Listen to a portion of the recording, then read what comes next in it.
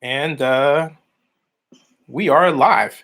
Hey, everybody. Hope everyone is well. And 92nd Academy Awards were really, really exciting to say the least. And my thought was, since I'm here in Georgia and we have Zenny 62 Media and our new apparatus, as well as most important, our active vlogger team, for which I am indebted. I thought it'd be great to talk about what happened, especially since Jessica did a great kind of preview live stream, and Joseph has done great reviews of movies, and so has Jessica, and I have one on occasion. And also, this is the first time in 6 years I actually did an Oscar prognostication list, for which I am proud to tell you I only missed 6. But but okay, enough aside. Let me introduce the crew, starting with Jessica Dwyer. Jessica is our designated VIP entertainment vlogger, who I've known since 2014 in Comic-Con. Jessica, thanks. Welcome back. Great to talk to you. I know I'm being so formal, but we've been texting all day long, literally.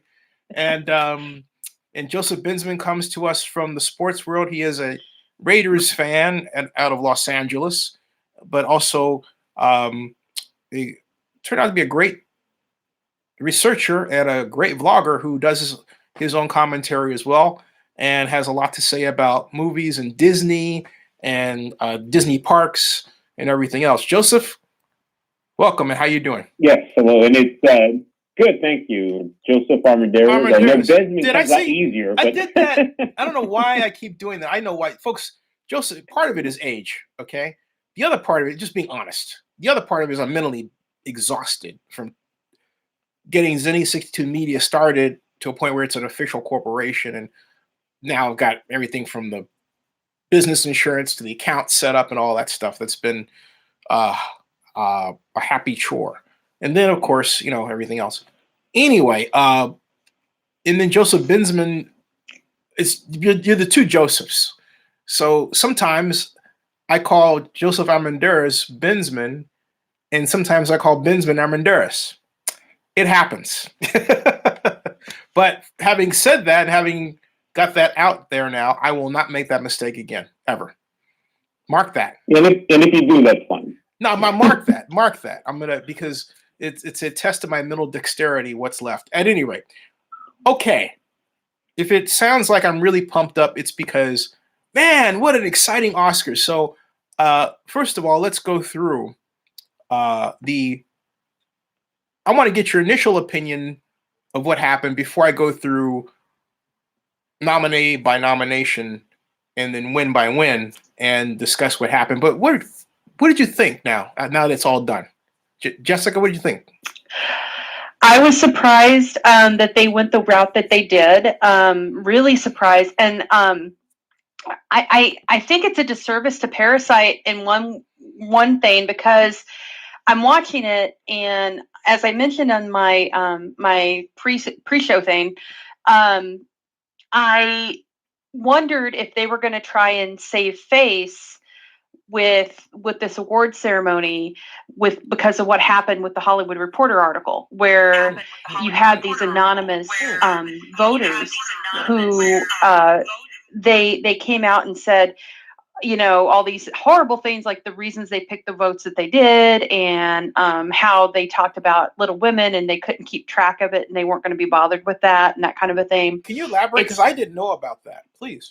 Yeah. So the Hollywood Reporter did this piece where they interviewed actual Oscar voters who are part of the Academy, and if you're in that group, you get screeners and you get to vote. Mm-hmm. And these are the people that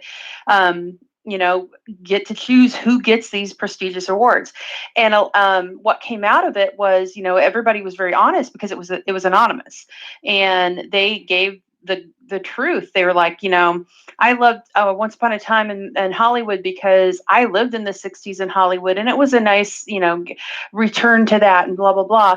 And it's like there's no in the interviews that they gave, it really wasn't indicative of anybody going on the actual talent involved in the art. It's more of like, I don't need to bother with that Little Women garbage. I can, I'm not going to deal with that, or things like that. And it's like people with a grudge, and it's really telling.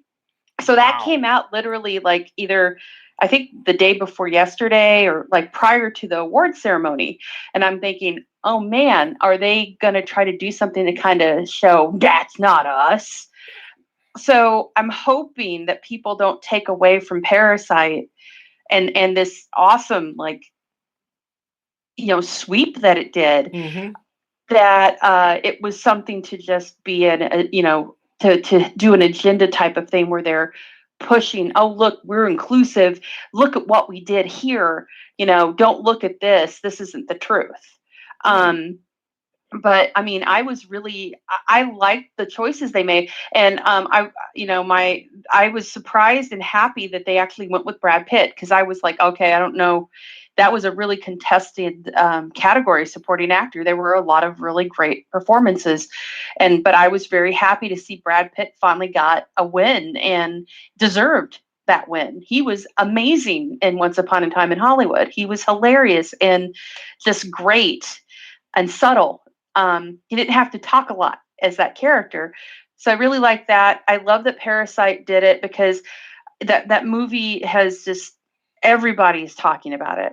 Mm-hmm. It's just a surprising film. And I did a post afterward kind of calling out the fact that this Oscars was really about the weirdo oddballs and theater kids and movie fans. Mm-hmm. Where you've got Taika Waititi, who is just a wonderfully beautiful weirdo who won. I'm glad he got something, because God knows he deserves it for the work he's done. Mm-hmm. Just Once Upon a Time, just What We Do in the Shadows alone should have been nominated for something. And you've got Joaquin Phoenix, who was just so, God, I wish I could have gave him a hug. We all stopped. My mom was just applauding. Yeah, I just was like, bah, bah, bah. Mm-hmm. And then you've got Bong, who is just a big old movie dork, and you can tell because he didn't just say a chainsaw, he said Texas chainsaw. Yeah, he said Texas. That's what I thought was cool. He was very specific.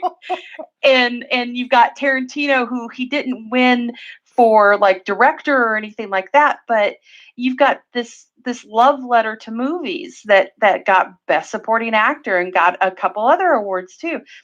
So it really was a celebration of the theater dorks and the movie geeks, and showing that the weirdos win. I like that. And I like that. Weirdos win. Joseph, what do you think? Well, I think you asked a specific question. I know we kind of got off and went a number of directions. I would like to add on to what Jessica said about that article about. Let me summarize what I think. I'm actually trying to find that as we talk about it. Mm-hmm.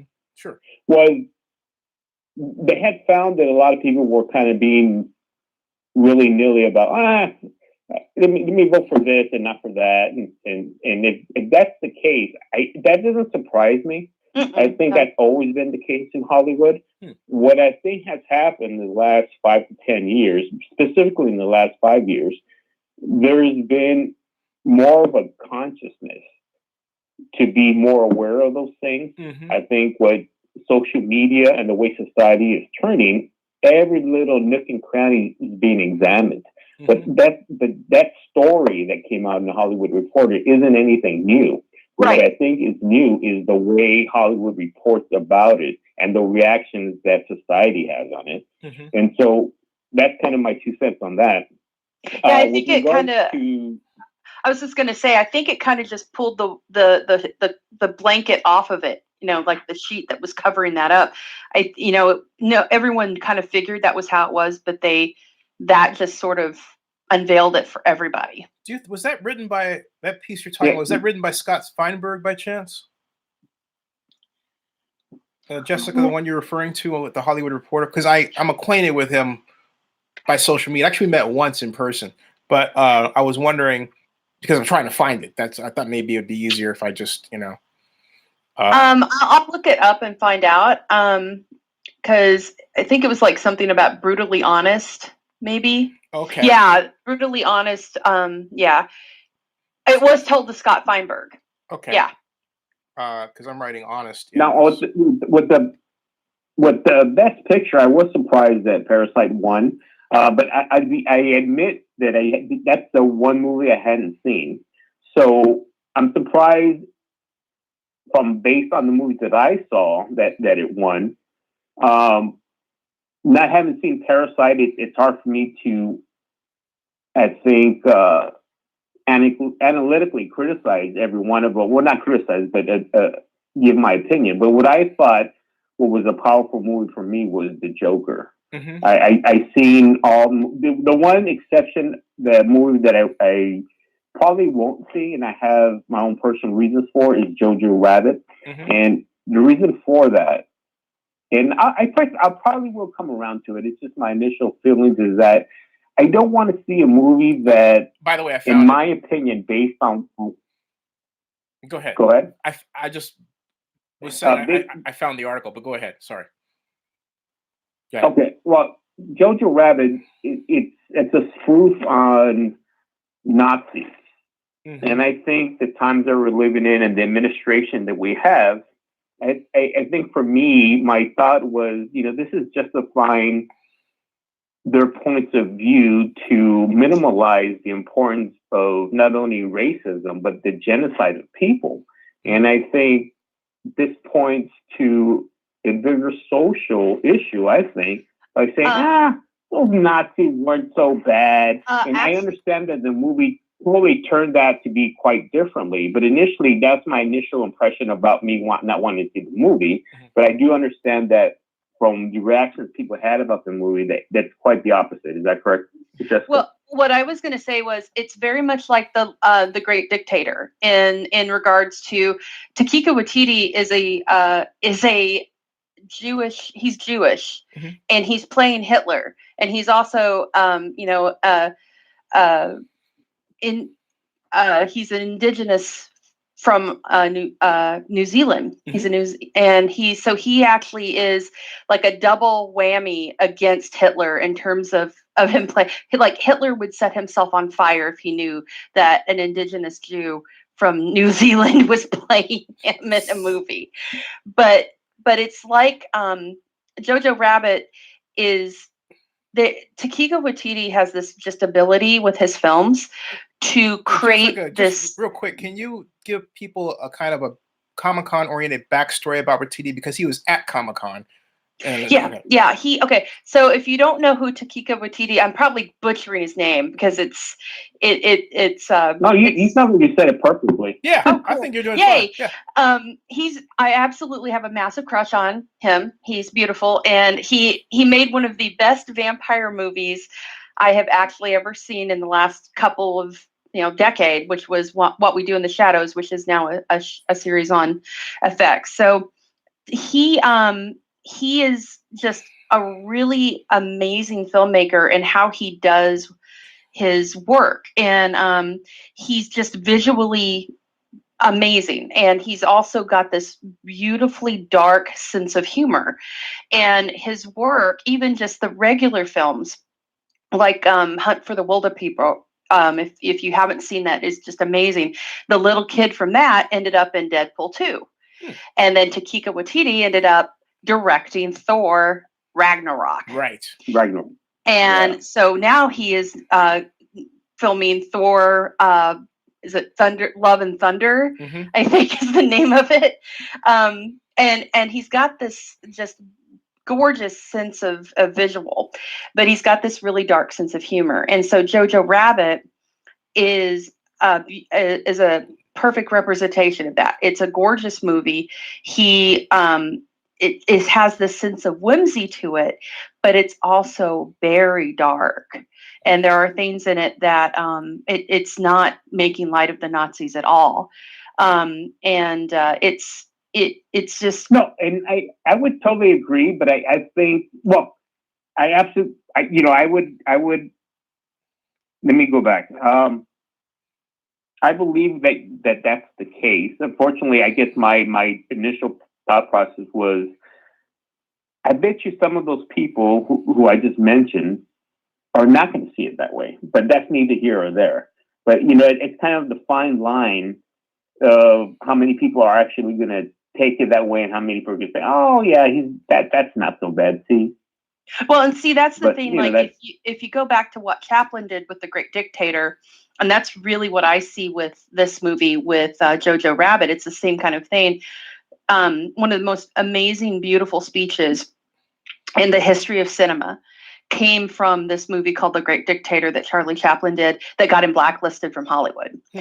One of the reasons he got blacklisted from Hollywood. But you have another Jewish actor who is playing a Hitler type character, and he used this film to just butcher Hitler.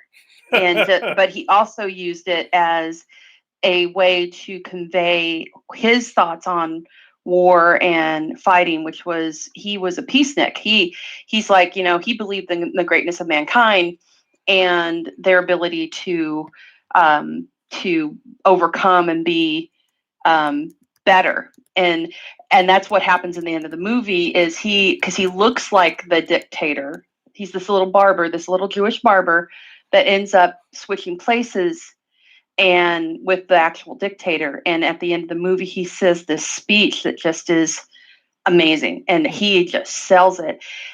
And you can find it on YouTube. I've posted it a number of times because it's one of those things that if you watch it, you just like, yeah, can we resurrect him from the dead and just put him in the office of normally president? I would play that normally if I had the copyrights to it, but being a partner channel, there are things I can't do.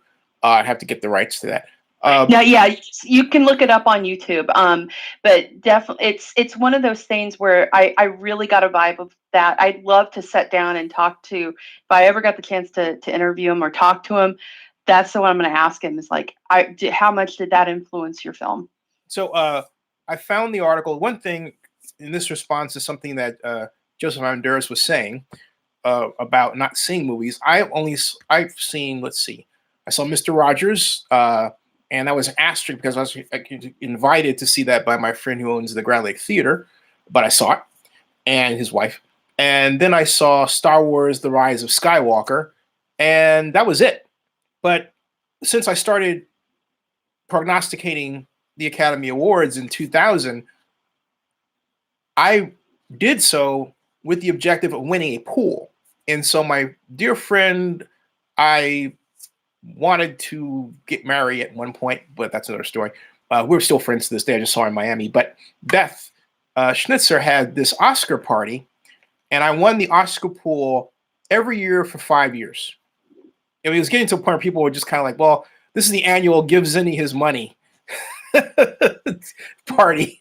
I mean, because the pool was like $500. At one point, it was $1,000. And I was nailing it, like bing, bing, bing, bing, bing. And the reason I was is because I found a guy named Wesley Lovell. He called himself the Oscar guy. And he has a website called Oscar. It used to be called Wesley the Oscar Guy. Now it's another site.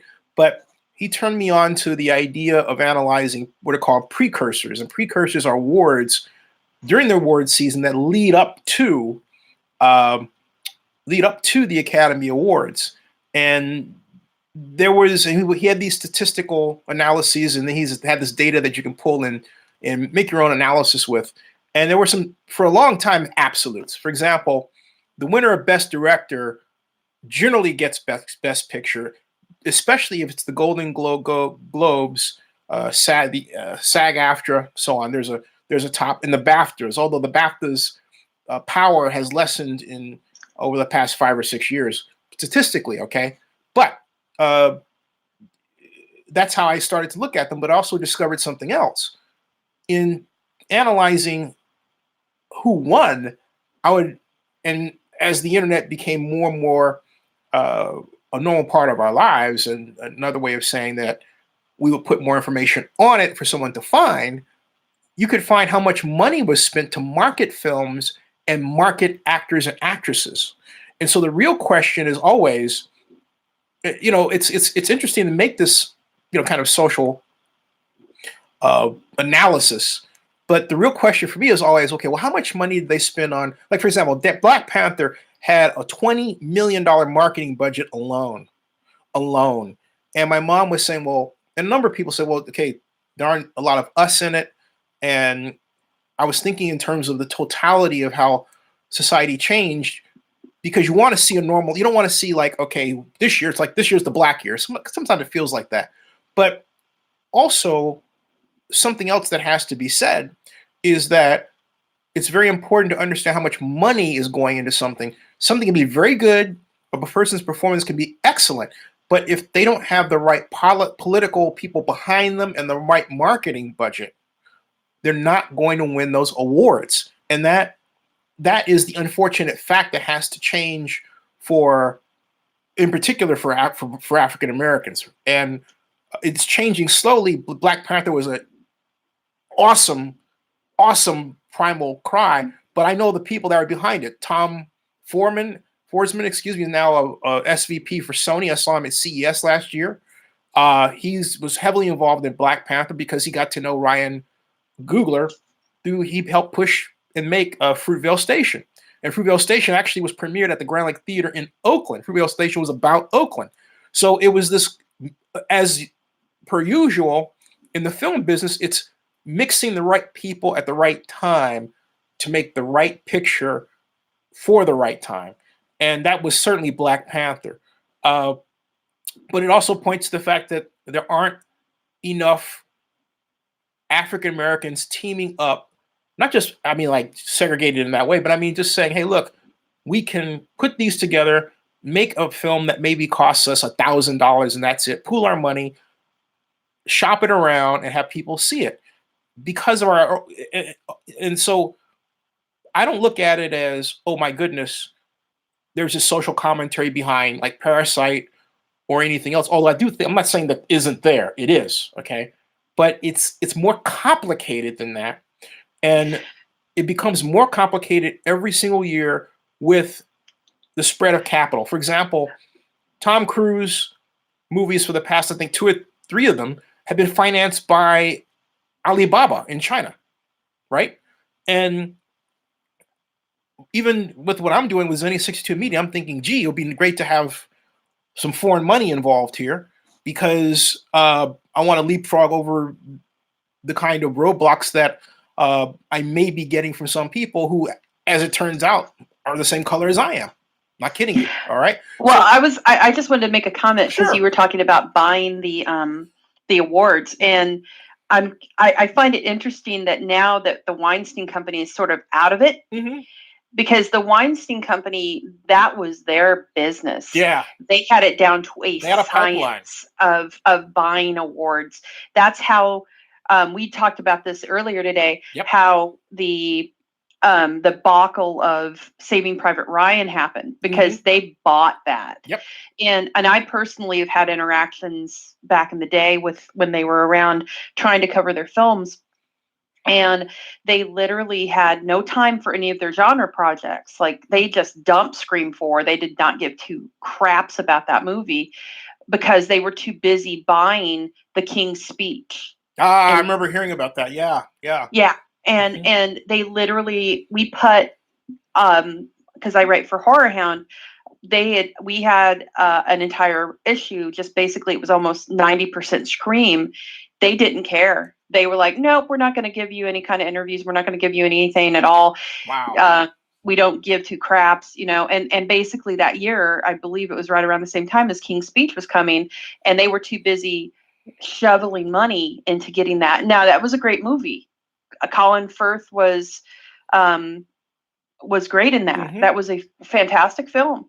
But they put in probably like as much of the budget for the movie itself into the marketing to win that movie a Best Picture. Yeah. They made it. Yeah. They had it. Harvey Weinstein is a piece of a shit, but he knew how to buy Oscars. No, they had it down. So Joseph, I hope that gives you a picture as to why I don't think seeing a movie, because I hear that every single year for oh my god, the last 20 something years. And the good news to me is that things are changing. Like Barry Lee just asked, what's the with the lack of female directors this year? And I think it goes to, again, well, look, there is definitely sexism and racism. Let's put it that way. And let me put it another way. There are networks of people, groups.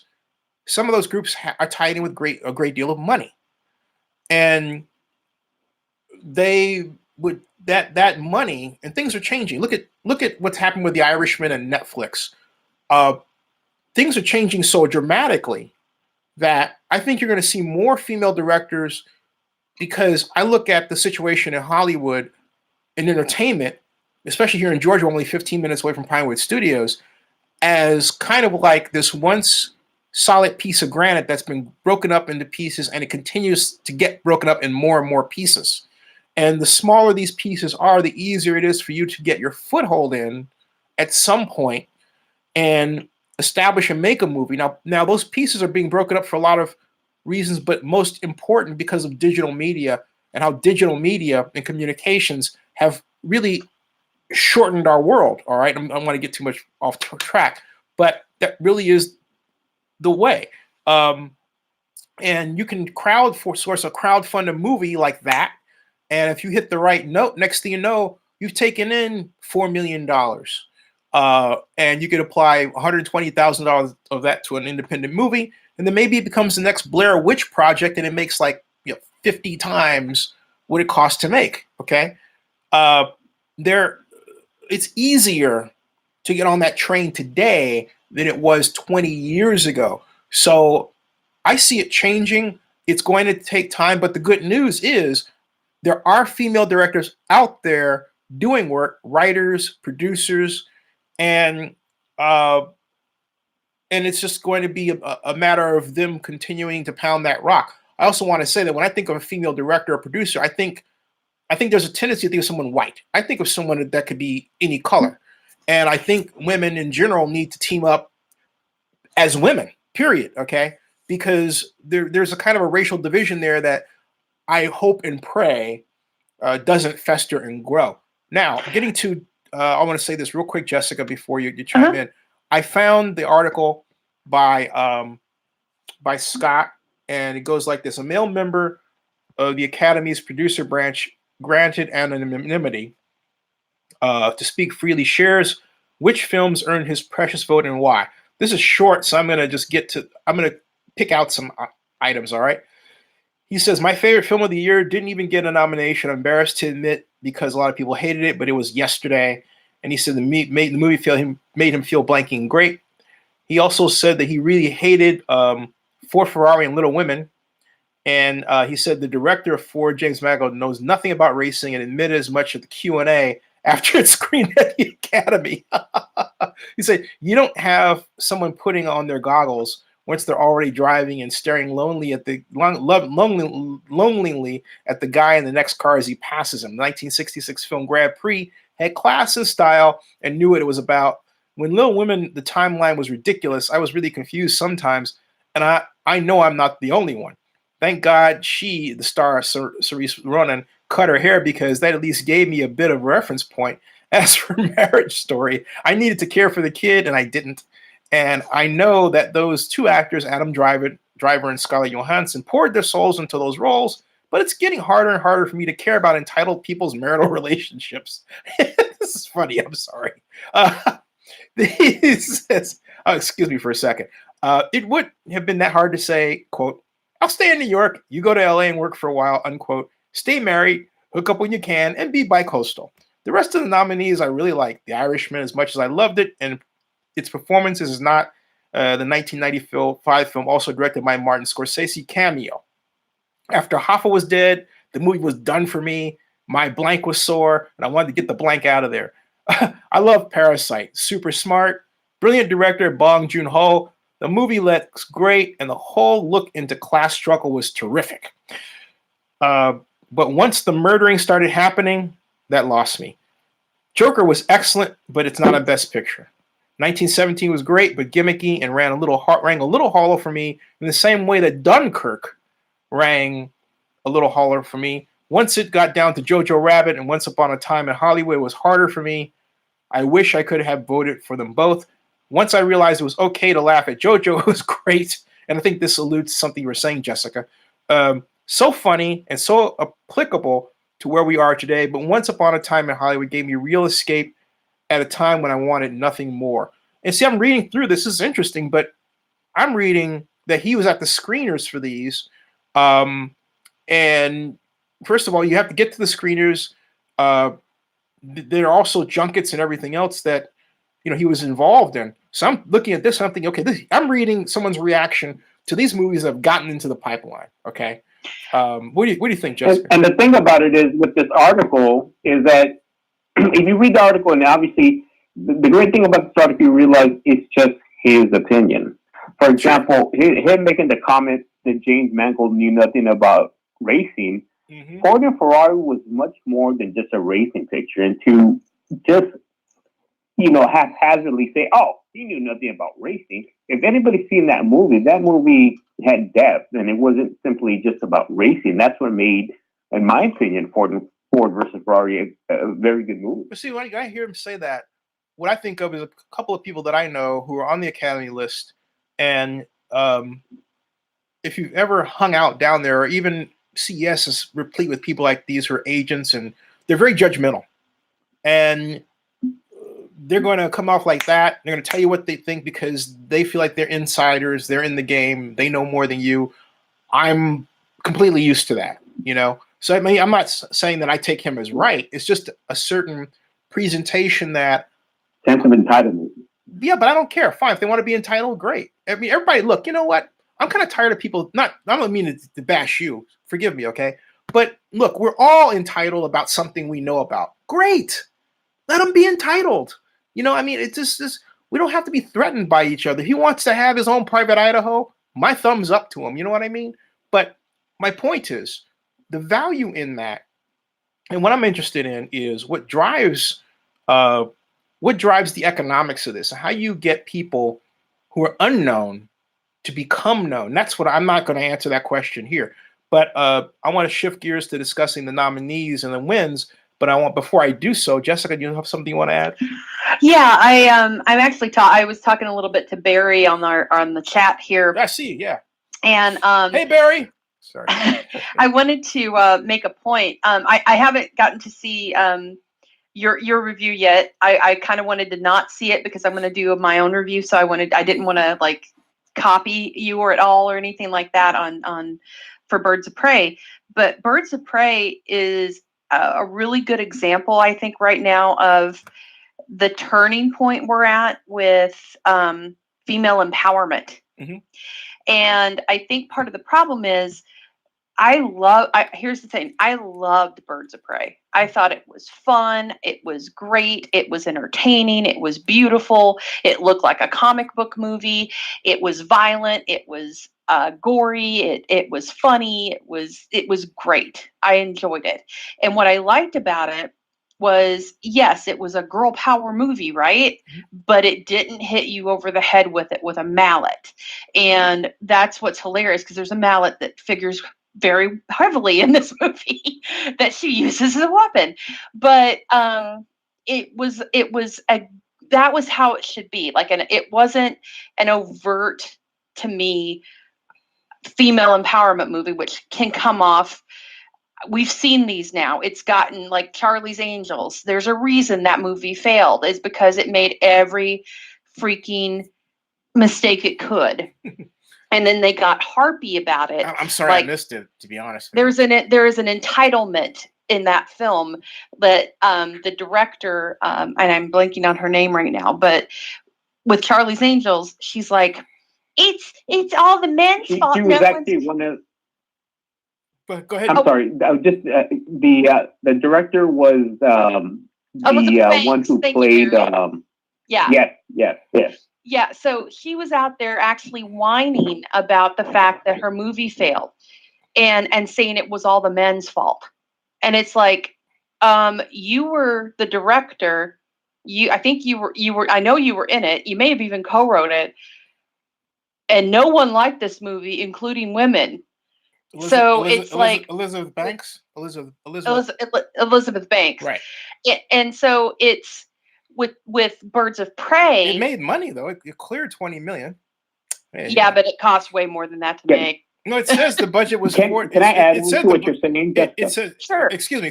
It said the budget here was 55 million. It pulled in 70.6 million. So it could. Right, that's good marketing. Yeah. I mean, it cleared. I'm sorry. Go ahead, Joseph. Well, so, and I think that's important what Jessica said about, well, again, we use the word entitlement with Elizabeth Banks about being angry that no one liked her movie. So to take another side, and I'm not disagreeing with you because like in my review, if you do see it, Jessica, I have no power. I mean, no problem with, women in power and so forth. I had none whatsoever. I was raised by strong women. So what I see from the other perspective, just for the sake of this conversation, is Elizabeth Banks ruins these power movements by women because she brought it down to a gender issue when it shouldn't be. That movie just wasn't good. And to kind of pull that in, because that's the same argument that was made in another case as well, the Ghostbusters movie. I did not like that movie. And then it didn't make some money, and actually some critics did like it. But that whole anger about, well, they didn't like our movie because they were women. It had nothing to do with it. One of the best comedies I've seen in a decade was Bridesmaids. Mm-hmm. That was brilliant. And it was all women. And so I think exactly what you're saying. When someone like Elizabeth Banks says that, it hurts the movement. Yeah. See, here's the thing, though. You guys are talking about that perspective, but from my perspective, as one who has a plan which, at a point when we get there, will include financing independent films, I would not have greenlit that film because my thought when I first heard about Charlie's Angels was, wait a minute, I've been alive since 1962. We've had 3 of those films already, including one on television in the 70s that I watched twice. So how many Charlie's Angels do I need to know, that Charlie's Angels are relevant? How is this going to be so dramatically different? Is it going to have, Tom Bosley? No, it has a bunch of Bosleys. When I heard that, I thought, I'm out the door. She's a Bosley. Everybody's a Bosley in that film. I'm like, you know what? Make me a Bosley. But really quickly, what my point was about Birds of Prey was they made a bad choice with their marketing, and they really pushed that whole agenda. They even called it the emancipation of Harley Quinn. They really pushed it. And I think that left a bad taste in a lot of people's mouth. Like, oh God, here we go again with something like this. And my whole thing is, and I've had a discussion, I've talked to my husband about this as well. The best representation of equality, and if you want to have empowerment, and if you want to show equal, is when you don't make it a big deal. And one of the best movies that did that was Aliens, where Sigourney Weaver was just she made her way as Ripley. She wasn't special. She wasn't one of the Marines, but she was smart and savvy. She didn't have superpowers. She wasn't big and bulky and strong. But you had Vasquez, who just happened to have boobs. She was a girl, and she was just as badass as the rest of them. And she was as, but they didn't make a big deal about it. And that was the thing with Birds of Prey that I really liked was, it's the focus of the women. That's who the focus is about, and that's fine.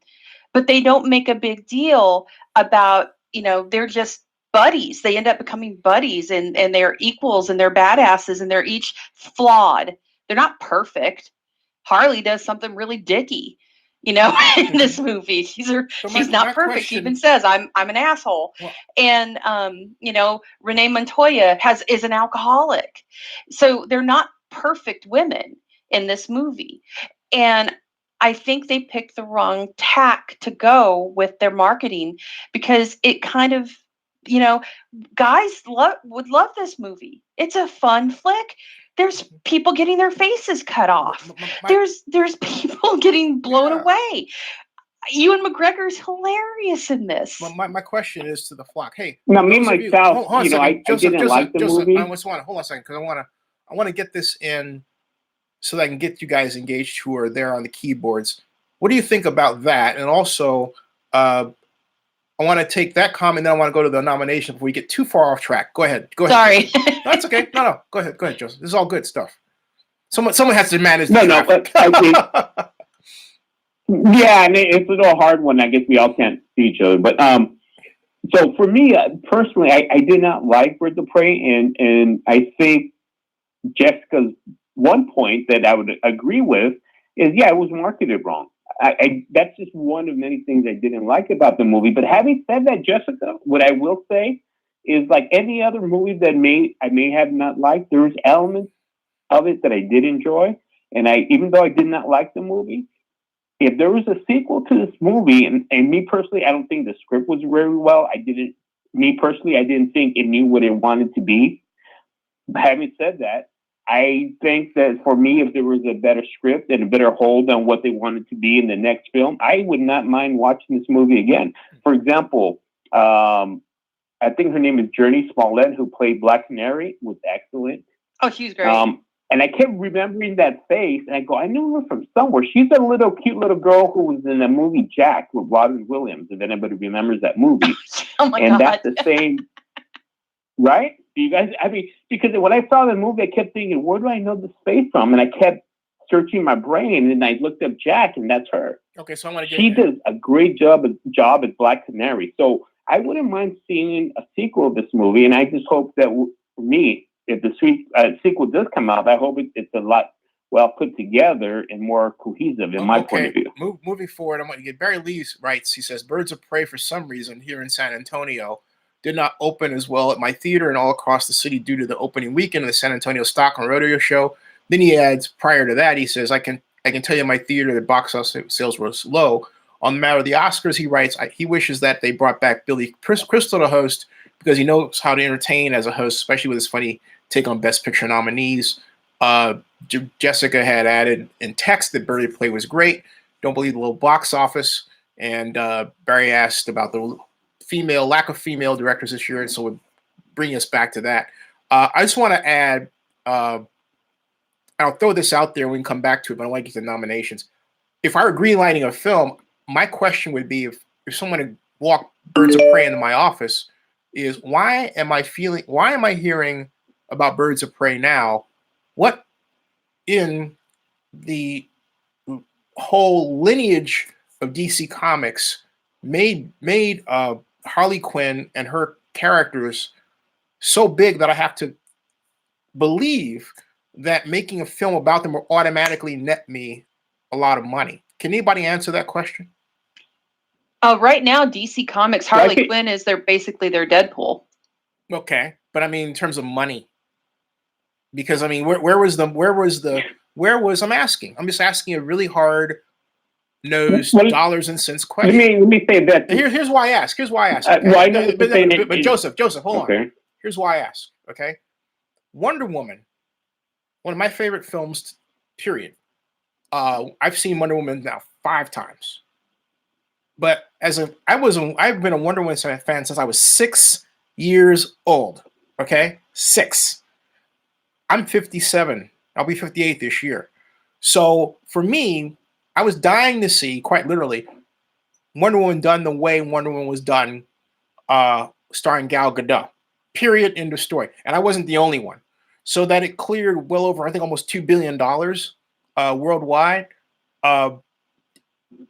was not a surprise to me. There are a lot of people who felt like I did about Wonder Woman. Now, let's take that from another perspective. If knowing that Wonder Woman is out there, the question is, and a lot of people tried to ask this. Ron Silver tried to do it. He died trying to make the right Wonder Woman. Didn't do it. There are a number of people who had Wonder Woman scripts out there or flying around Hollywood that were just crap. Singer had one out that was just awful. I can go on and on and on. Point that I'm making is that everybody knew if you had the right formula, that it would be like striking a match toward dynamite and it would explode, and that's precise in a good way. Okay, and that's exactly what happened. But where is the equivalent expectation for Harley Quinn? I'll give you an answer on that. I think, and that is DC saw Wonder Woman, did well, female led movie. They had Suicide Squad. Harley Quinn was like the standout of that. Now they're doing the second Suicide Squad movie. So they're doing this, I think, as a combination of a lead up to that, because James Gunn's doing it and it's going to be massive and it's got a ton of people in it. But it's also, I think they were wanting to just, I don't know what the budget was for it, but I think they were just getting on that train of, we did great with Wonder Woman. Let's do another female movie before Marvel does their Black Widow. And get that out there, and this will be a nice lead in to Suicide Squad 2, and yeah, let's do it. See, that's the thing. And I think that's what happened. But Jessica, if they did it based on the idea that she's just a female, then they deserve what they got, which is nothing. As opposed to, see, what I'm talking about is, if I'm looking at a ledger of performance projections, I'm going to go with the known character first. All right. Well, Harley is one of their biggest selling comic books. Okay.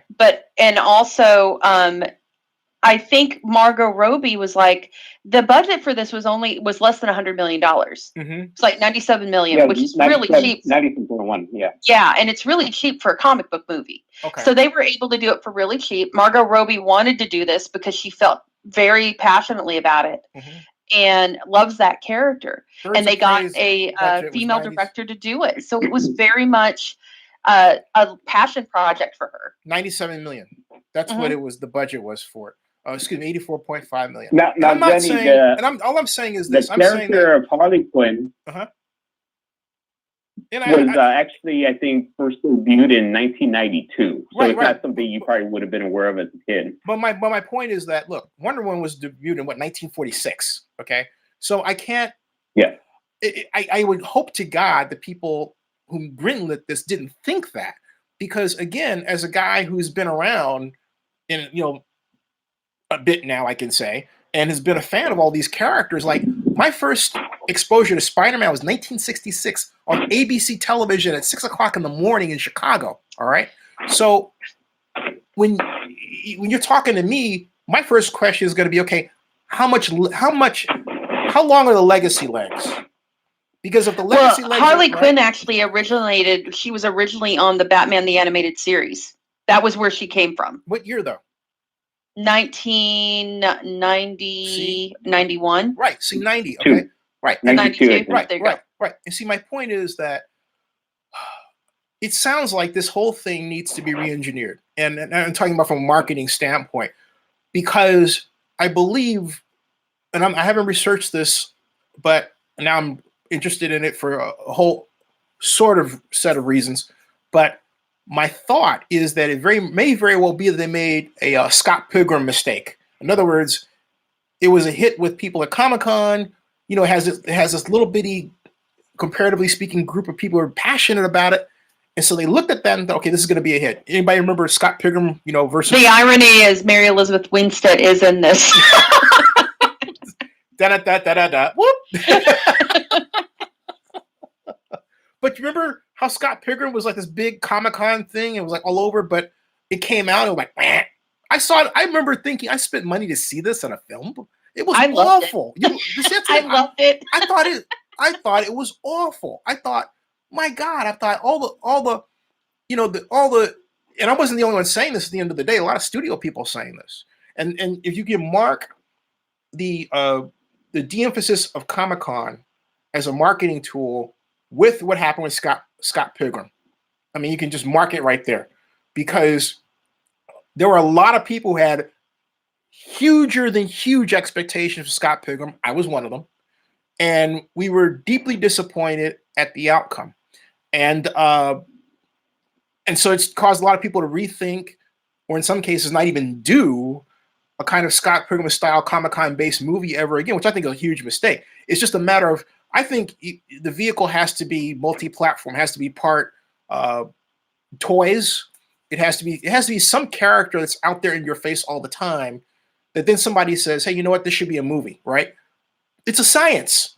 You can't just put a movie out there and say, "Oh, people are going to buy it," because it's got to be more than a graphic novel. But there's a science to that I think is growing and budding. Okay, let's get to we can come back and talk about this. But let me ask you a quick question, Zenny. When you said the budget's well, I mentioned the budget as well. The Birds of Prey. When in terms of marketing, did you mention how much it actually made this weekend? I didn't mention how much it made. I mentioned how much it cost to make. Because it cost 97, and what I realized, I just read something. It made 33.7 million, and it's worst opening in a decade for DC, unfortunately. Yeah, so it's worse than Jonah Hex, which is one of the biggest pieces of poop I've ever seen. I have is, why did they bring it out now? Why didn't they wait until the summer? Because this is the dumping ground for a lot of movies. And okay, here's the other January, February. And here's the other thing too. It's got to be, to me, if I'm involved in that, my other question is, okay, what streaming service are we partnered with so that this can be multi-channel? Because a lot of people simply are not going to the theaters anymore. They're looking at things, and Disney's help. And look, all these streaming services are actually hurting the ability of movie theaters to make money. So you talk about box office, and it's not the same anymore. They would have been. I think they would have been served better with it instead of dumping it. If they didn't have the faith in it, that I don't think they had, which it is why the marketing was so stupid, would be put it on DC Universe as an exclusive. Yeah, put it where the people are going to watch. Okay, let's go through the best animated. The first nomination was performance by an actor in a leading role. It was a competition between Tom Hanks and A Beautiful Neighborhood. My personal favorite, although I didn't think it was going to win. Anthony Hopkins in The Two Popes, Al Pacino in The Irishman, joined by Joe Pesci in the same movie, Brad Pitt in Once Upon a Time in Hollywood. And while I have not seen that, I have two friends who run movie theaters who said, "You must see this movie, Zenny. You must talk about this movie." Didn't get a chance to. But I can tell you, in terms of precursors, Pitt was all over it, so I wasn't surprised that he won. You guys' thoughts? I was for Brad Pitt. I wanted him to win. I didn't think he would. I didn't know who would win. Actually, it was a toss-up between him and Tom Hanks for me. I'm surprised though that Hanks is the supporting actor in a movie about frickin' Mr. Rogers. How does that work? Well, I think because the actor was the guy that played the journalist. He was the main actor. I still don't. That's kind of goofy to me, but I don't have an answer for it. It's a good question for me. It's a good question. I don't have an answer for you. It's a very good question. And so, best animated feature of the year, Toy Story, up against How to Train Your Dragon, The Hidden World, I Lost My Body, Klaus, Missing Link. But Toy Story killed it. No. Well, yeah, I mean, come on. Yeah, that's a no-brainer. Yeah. That is a no-brainer. I mean, Pixar and Disney, they have it pat down. I mean, that you're talking like the amount on Olympus of cartoon and animation. I mean, it doesn't surprise me that they won. I think How to Train Your Dragon 3 was a close second. That was actually done very well by Sony. The other two were misfires. The other two animated movies I weren't very well. One was a Netflix movie, and you knew that wasn't going to win. Yeah, interesting. I want to get back to that one, and I have to pull a plug in for Pixar being located in Emeryville. And if you ever have a chance to visit Emeryville is across the bay from San Francisco. Just go over the Bay Bridge. It's 41st and San Pablo is where it begins. I think they're giving tours. I'm not sure, but if you have a chance to go over there, definitely plan out your day to do so. It's a nice little area that was almost a Kaiser Hospital headquarters, but didn't for a long story that actually I was involved in. And in fact, I'm in actually a little video of an Emeryville council meeting. That's another long story, but it is. It is. I just want to say, Pixar is there because of Steve Jobs. And as much as people talk about Steve Jobs' contributions in creating Apple and the iPhone, what people don't talk about as much if they're not in California and aware, and I had the pleasure of meeting Steve Jobs in 1994, is how much he contributed to making sure the Bay Area he and George Lucas had more than a foothold, but a gigantic footprint in the movie industry and its future. Steve Jobs started Next, and then Pixar. Next was the forerunner of the kind of multi-processor computers we commonly use today, and that was Steve Jobs who made it economical to use. He didn't create it, but he made them economical to produce and sell. Okay, and he made it that with Pixar, and then Pixar's first product was something that a friend of mine was involved in by the name Mark Cantor, and it's called Mac RenderMan. All right, which is a software program that one uses to make shapes, for use in different types of online productions that lead to movies and graphic designs. All right, so there's your little mini Bay Area history as meeting Steve Jobs, Pixar, and Emeryville. So you ever go to Emeryville, which is just north of Oakland, between Oakland and Berkeley. It's something else too. If you ever go to the Home Depot there and the hotel, that would not have been there were it not for a memo that I wrote touting the economic impact of that footprint to get the East Bay Municipal Utility District to not build a wet weather storage facility there. So there you go.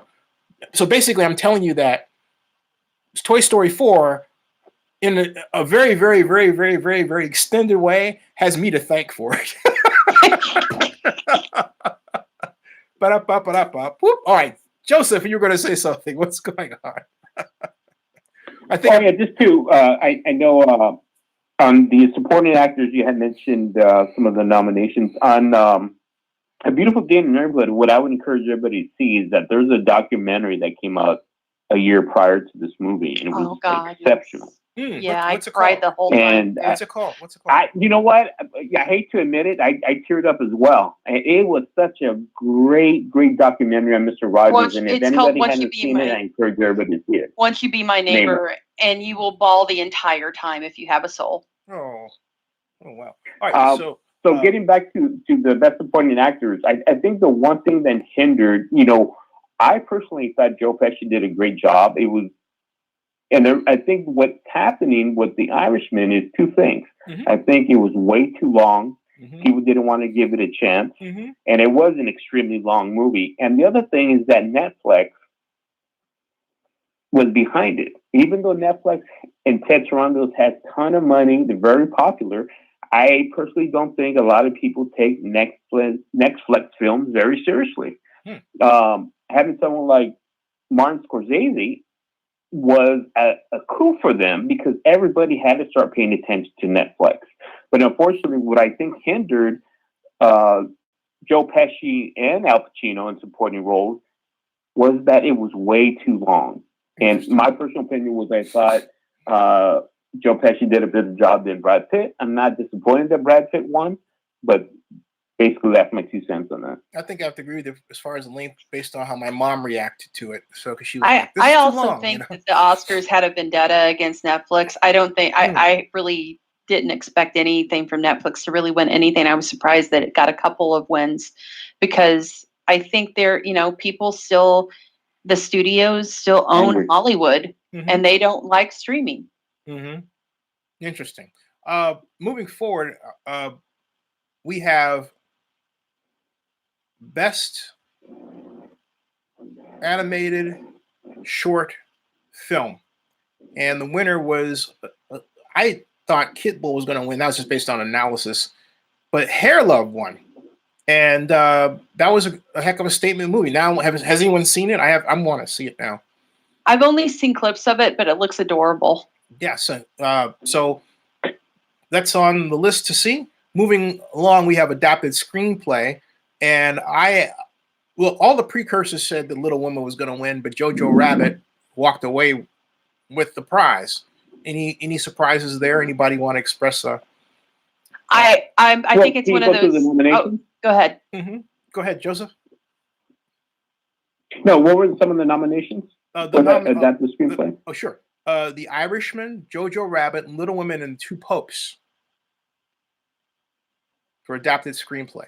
Okay. Yeah. Now, original screenplay. I'll let Jessica continue. Now, I was just going to say, I think it's one of those things where it was the spread the wealth type of deal. Mm-hmm. Even though I love Taika Waititi and I think he's fantastic, he did an amazing job with this movie, and he adapted it. He even said this, which I didn't know. His mother had read him the book when he was a child that it was based off of, and that's where this all came from. And he. I think he did an amazing job with it, but I think it's one of those spread the wealth type of things where, you know what, we're not going to give Jojo Rabbit this, and this, but we'll go ahead and give him that because everybody loves Taika Waititi right now. He's big and he's good at what he does. So we'll give him best adapted screenplay. How's that? Cool. And I think that's what I think. And I think that, I think unfortunately that happens quite a bit. I actually listened to the audiobook of I Hear They Paint Houses, which is The Irishman was based off of that. And it's a very interesting book. And I think the adaptation of the screenplay or the adaptation of this book was actually excellent. And again, I think what's happening, as Jessica had stated, is that there is animosity towards Netflix. And so it didn't surprise me that they didn't win.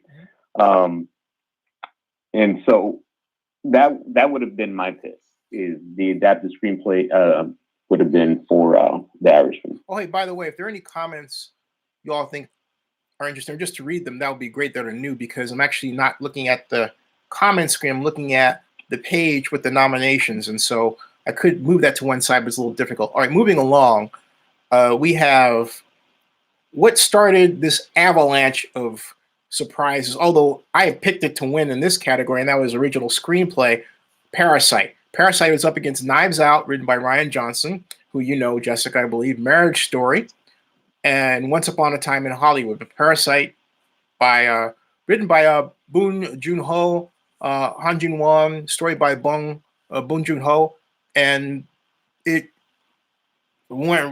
took original screenplay. And any thoughts before I move along?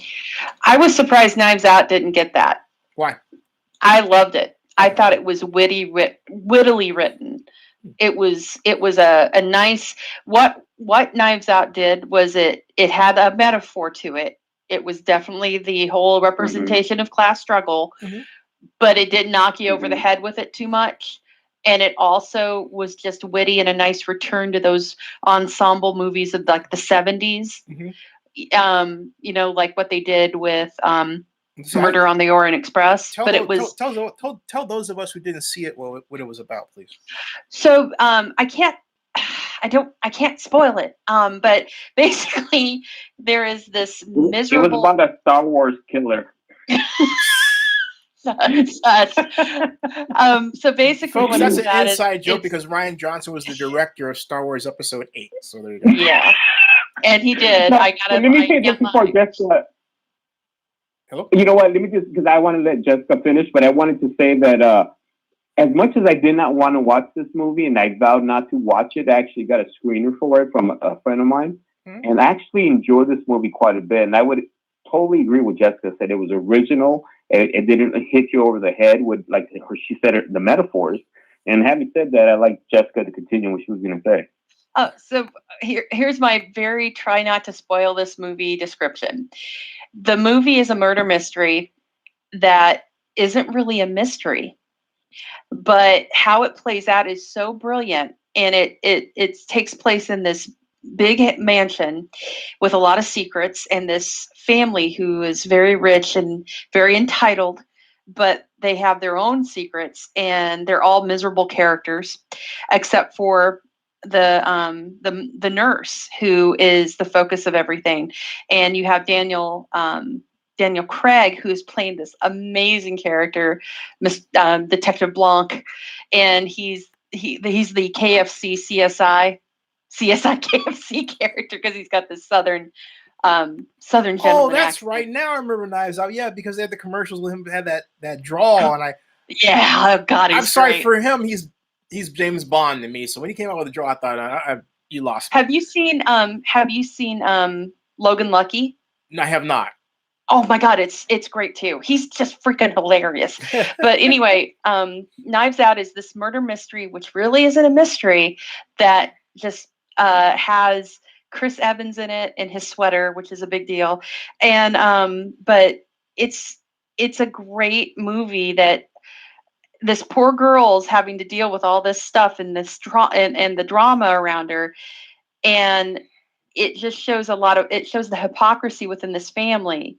And it's just so, I can't tell more than that. I really can't without spoiling it. Okay. It's a dark comedy. Thank you, Can I Barry. add something without spoiling? Okay. Sure.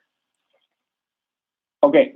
So the writing was brilliant in the sense that you talked about an entitled family. We talked about the word entitlement, right? It was a rich family. And it so happens to be this family is Caucasian, right? Mm-hmm. And so the object, we talked about the nurse or the housekeeper in this movie, who they consider quote unquote family. They adore her. They love her.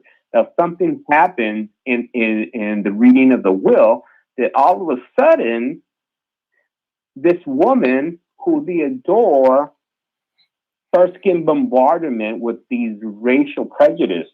Because first she's Brazilian, then she's Colombian, then she's Guatemalan. They don't even know where she's from, but she's family. No, but see, this woman who they adored and loved, all of a sudden is this little brown thing that nobody wants. And so the irony and the hypocrisy is this family is shown brilliantly.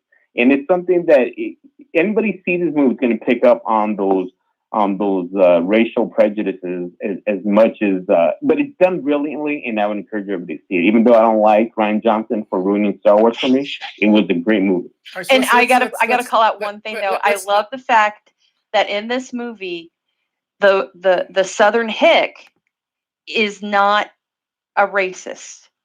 Let's move forward so we can get through these, because there's a lot of them I want to get through. Okay, best live action short film. The winner was Neighbor's Window, which actually I was surprised I won. That was purely like an analytical, just like, okay, the precursors say this, throw it. Anybody have any thoughts real quick? None? I haven't seen any of those, so that's why I didn't even comment on any of them. Oh, see, I'm a betting guy, so I'm just like, hey, okay. All right, achievement in production design. Once Upon a Time in Hollywood, in terms of the precursors, was a clear favorite. So it did not surprise me that it won at all. It was up against The Irishman, Jojo Rabbit, 1917, Once Upon a Time in Hollywood, as I said, Decoration, Nancy Hay, and then Parasite, of course. And again, if you are listening to this and asking, why is it that certain films come up again and again and again, folks, it's because of the budget that was set aside to market these makes for the Academy Awards specifically. Okay, that's what you're seeing reflected here. It's not so much that they were the best movies, but they were the ones that had the largest marketing budgets, and they went through the system. Okay. Also, Once Upon a Time in Hollywood, though, that movie's production design is freaking ridiculous. And if you go back and look in some of the behind the scenes stuff for that movie, there's actually miniatures used for some of those scenes. Like the drive-in was a miniature, and they went above and beyond with that movie. Once Upon a Time in Hollywood is absolutely gorgeous. There was a special screening of this here in Fayetteville at 10 o'clock Saturday morning in December, and I'm thinking that's got to be studio driven. I'm sorry I didn't lay down a ticket to see it, because I was more interested in who greenlit that than anything else, right? But moving along, we have achievement in costume design, and we have The Irishman went up against Jojo Rabbit, Joker, Little Women, Once Upon a Time. Little Women emerged the victor, which I picked. Wasn't surprised there for me. Anybody else? I almost think that was like a big screw you to Greta Gerwig, because that's the only thing I think Little Women won, and it's like, oh, we're going to give the girl movie the costume. What is this hatred that people have for Greta Gerwig all of a sudden? I don't know. What is it? I mean, I think she's cute, so I'm just like, oh, she married? I just, is she? I just, just wondering. But what is this hatred that people have for her? or is it? She seems like she's nice. I don't know. I thought that was funny. I thought that was funny. It was interesting. All right, so we have best documentary feature, and I was absolutely certain that Honeyland was going to come away victor based on what I read, but American Factory is a movie that won, and one I want to see because of my background in economic development, and this sounds just like something that I've been studying from much of my life. Has anyone ever seen any one of these democracies? I had my eye on the edge of democracy, so that popped out in my brain. Okay, I want to see American Factory, but I'm waiting for Trump to say something since the Obamas produced it. Oh, that's the one the Obamas produced. That's, you know what? Stupid me. If I had known that, I would have picked American Factory. I didn't. Okay, and what is it? What does that bring us back to? But what? The politics of the Academy, right? Right? And who you know. Well, it wouldn't be surprising me if that's what the reason why it won is because Obama produced and it was an FU to Trump. Well, no, I don't think it's so much that. When you think of Obama, you think of that, okay? I think of, first of all, I think of President Obama as connections, all right? He knows a number of well-moneyed people. He's now well-moneyed himself. There are a number of people that in Hollywood that he knows intimately well who could not only help him get the picture greenlit, but also through the right Academy channels for this outcome. And again, I had no idea that President Obama was involved in it, period. Okay, so it wasn't, and I'll be honest with you, this is how I look at things. You know, one of the executive producers of Wonder Woman is actually our current Treasury Secretary. Did you know that? Yeah. He's Jessica has to jump in 5 minutes. I'll make this short. Okay, I'll shorten it. No, I'm sorry. Don't stop because I'm leaving. I've been up since 3 a.m. Oh no, I wanted to stop at 2. So you said that's 1:50 here, and so that's when you put that time limit out there. I was like, fine. That's why I was trying to get through these. Let me get through the because there's a lot of these. Let me just get to the. Let me, because we can also pick this up another time, later. But also, let me get to the fact that, first of all, Joker won, yes. But what do you think of Joaquin Phoenix's speech and how people reacted to it? Me personally, I just wanted to give him a hug because, and that sounds so girly, I know, but the fact is, I can tell by looking at him and things he said in the past. I knew, one, his brother was on his mind, and two, Heath Ledger was most likely on his mind too. And he probably was thinking Heath played this character and never got to hold the statue which he won. Mm-hmm. But also he also has an anxiety disorder that he doesn't like being. He doesn't like public, which is interesting for an actor, but he uses his acting to help him with that. Mm-hmm. And that's why you can see him just being a nervous wreck up there. And all of that was going on with him. And I thought he was really eloquent with what he was saying. And he used the opportunity not to talk about himself, not to talk even about the movie, but talk about something that he wanted to get out there. Plus, he also was able to do a tribute to his brother. Mm-hmm. And you can tell that the fact that his brother never got to see this, he knew his brother would have gotten the award first if he'd lived, and I think that was part of what happened there. Joseph? Did we lose Joseph? Well, I think that, no, I'm here. Can you hear me? Mm-hmm. Yes, loud and clear. Oh, okay. So, there's a lot been said, especially by some political figures, that actors should keep their mouth shut and act. Well, that's silly because they're human beings and we all have the right to say what we want to say. What I do applaud Joaquin Phoenix for doing is using this extraordinary platform to speak some truth. Oh, yeah. We may not all agree about everything that he said, but the fact that he was eloquent in his speech, it came from his heart. And this is an opportunity that very few people may or will maybe never have again. I mean, he won, and instead of thanking superfluously everybody that's standing in front of him, he took this opportunity to not only send a message, but speak from the heart. And to me, that was a lot more impressive than thanking your fellow nominees. What I liked about what he said was that he, in a very short set of sentences, reminded us that we really all do have a shared struggle. And presidents are the bully pulpit for America. They always have been. And unfortunately, we have one that has used the bully pulpit to divide us.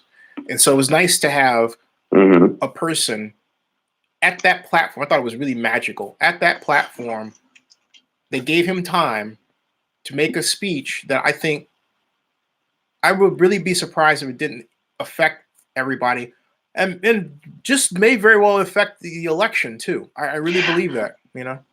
The one thing that I wanted to point out there before I jump with his speech specifically that I really, really, really liked.